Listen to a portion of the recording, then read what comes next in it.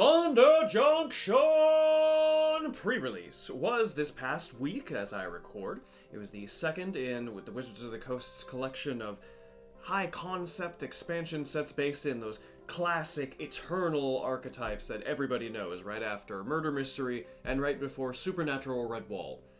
There were mercenaries, there were deserts, there were lots and lots of hats and long coats.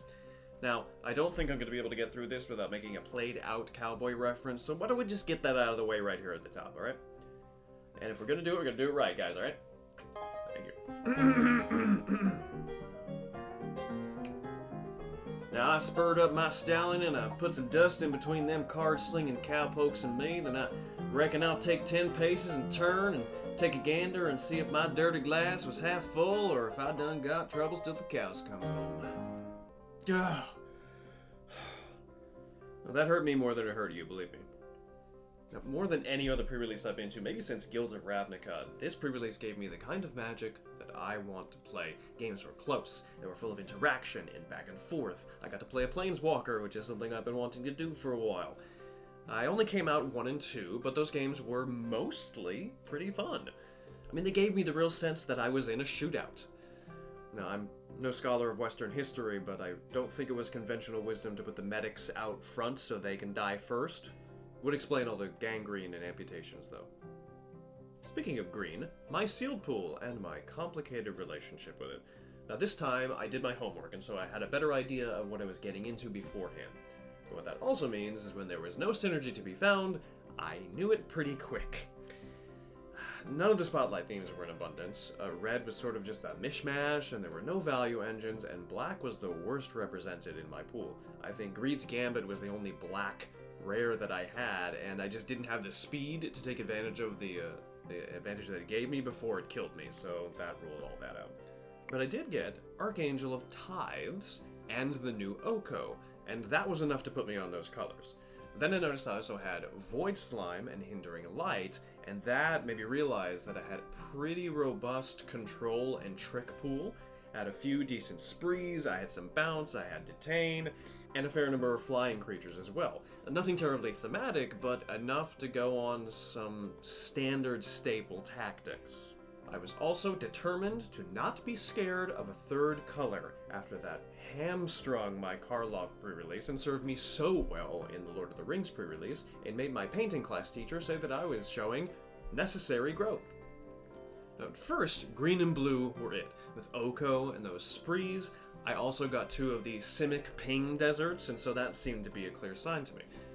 But I also had that Archangel of Tithes and a couple of lifelink little dudes, and that said white was worth bringing along as well, so I went all in on all 3. And also had Mirage Mesa to help with my fixing, so thought that was solid. Game 1 was against Mercenary Aggro. This was the low point of the day. The dude just pumped out mercenaries and pinged me a ton. He had at knife point, which was doing a lot of the heavy lifting. He also used throw from the saddle a couple of times, which, flavor fail, throw from the saddle does not require the creature to be mounted to use it. Well then what are you flinging from the saddle, buddy? My memory is, once again, a little hazy on this one. Now, it wasn't so much the loss that got to me, so much as my opponent. Now, in public events, it's always kind of a crapshoot who you're gonna get sat down with. You know, that's why I generally try to avoid them. And I don't get to play all that much, so if I get paired up with a straight-up gremlin, it's going to cast this huge shadow on my beloved pastime. It's the same thing that I tell my acting students. What we understand in our small group becomes toxic when you bring it out into the world. We all have to work together to make these events happen, and that sometimes means we have to hold back a little bit of our truest selves. Well, that's the reason that I leave my tambourine at my playgroup's commander table, where they 100% appreciate my tasteful sonic accents to their successful removal spells. My dear mercenary aggro friend was shuffling his hand, talking a mile a minute, showing little to no emotion, telling me my own life total, and constantly using the term attempt to cast.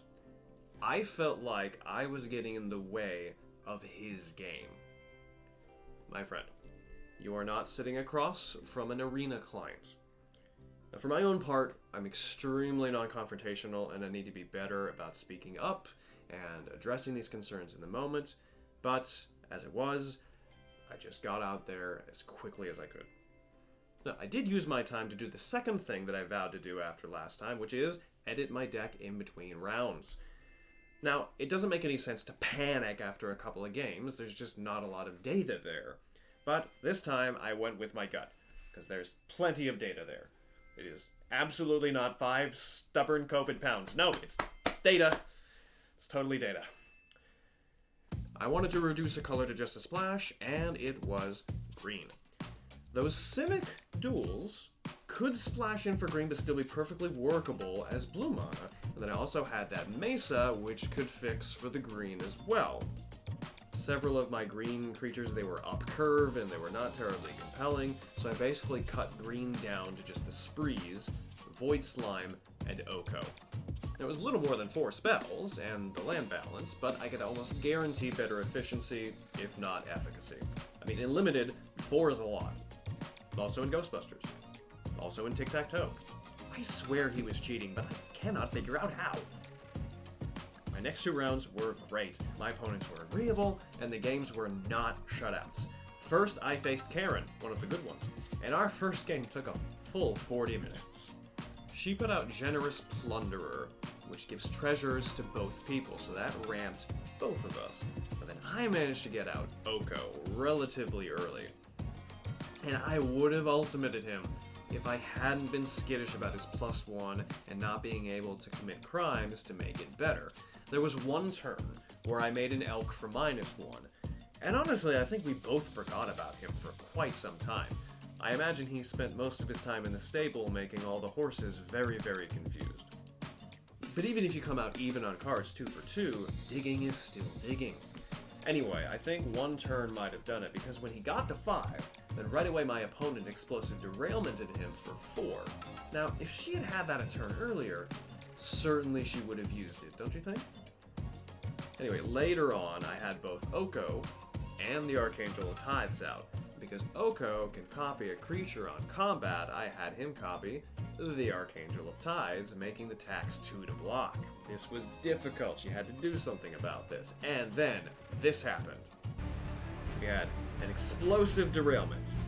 Then I responded with a failed forwarding on my own creature. Then she played Return the Favor with both modes, redirecting my failed forwarding, and then I played 3 steps ahead with the counter and copy modes. Oh my god, this is the magic that I want to play! I told her in the moment, I think this is what Richard Garfield had intended back in the day. Now, with the 2 modes on 3 steps ahead, I copied the Archangel of Tithes before the failed forwarding resolved. So, next turn, I played the original Archangel of Tithes, and now when Oko copies, that makes 3, making the tax to block 3, which was absolutely backbreaking. And that wrapped it up for me. Now, we had to speed our second game because we had 10 minutes left. We went like lightning, we went back and forth. It was pretty dang close at the end when we ran out of extra turns. I think I had 3 life and she had 2.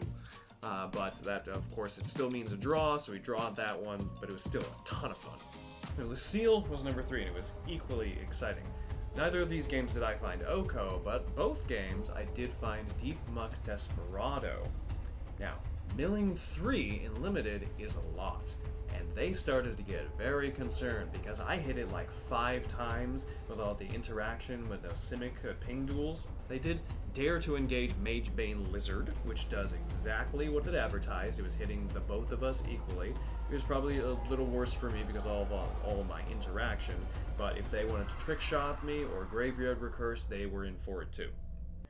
They had Hollow Marauder, and then I Phantom Interferenced it for a surprise blocker, and then they recursed it, and then I Fierce Retributioned it the next turn. Unfortunately, they had a late Scalestorm Summoner and put just a bit too much pressure on me with that. Second game, I managed to get out Prairie Dog, and I got him up to 8/8. And I attacked him with him. My opponent, they blocked with not 1, not 2, but 3 creatures to deal with him. And it was around that point that we both noticed, hey, that's kind of weird. Prairie dog. It's listed as a squirrel. Prairie dog. Huh. Squirrel. That's kind of funny. But those of you who know me know that I am not one to pass up the opportunity for supporting research. So let's get Britannica up in here. Boom! It's a kind of squirrel. Prairie dog is a kind of squirrel. Who knew? So from now on, I'm going to refer to normal squirrels as arbor poodles, for consistency. Now I stopped cold with the Marauder this time, but they got Scalestorm out way earlier this time. And they found Rakdos later in the game, and they just went super wide on that. Also, I played the Archangel of Ties, but they had an answer for it right away. First time they'd seen it, and they knew it was trouble, so they got rid of that right away, or else I might have held it down. And at the end of the day, I wasn't mad about that loss, because it was a lot of fun. What I did notice, all three of my opponents all played red-black. They all leaned on red heavily. There were a lot of mercenaries going around. Not so much in the way of plotting, because you would really have to pair that in with some Cast from Exile stuff, or with ramp, because otherwise if you're not going to do that, you might as well just go lower on your curve, because the discounts aren't that great. Oh, and lots of crime triggers. Lots of crime triggers. But again, hey, you're doing that anyway, and with all the interaction that was bound to happen. No saddling, and I was the only person who did the don't play any spells on your turn thing. And I only saw one cowboy hat and one bolo tie. I wore my chaps underneath my pants, you know, play it cool. I also, after MagicCon, I got to use my Ultimate Guard katana sleeves several more times, and I gotta say, I'm liking them. I'm liking them a lot. They're just a bit smoother than Ultra Pros and Dragon Shields, and they have just a bit more forgiving corners, so I'm having a good time with those Ultimate Guards. So that was Outlaws of Thunder Junction. I really enjoyed it. I know they're not all going to be that much fun, but, you know, I'm going to take this away for some time. I'm going to remember this for some time. And again, if I can take away a good experience, even if I don't play Magic again for a month, that's enough. That is absolutely enough. You know, the new mechanics, there weren't anything terribly wild or new, just sort of reskins and tweaks of some old stuff, but, you know, you put the ingredients into the soup, and the soup is pretty satisfying. Well, that is all for today. Like I always say, don't worry about winning so much, just have fun with what you got. Play a janky deck if you're not used to that. Trust me, it's a lot of fun. And then I will see you next time. Thanks.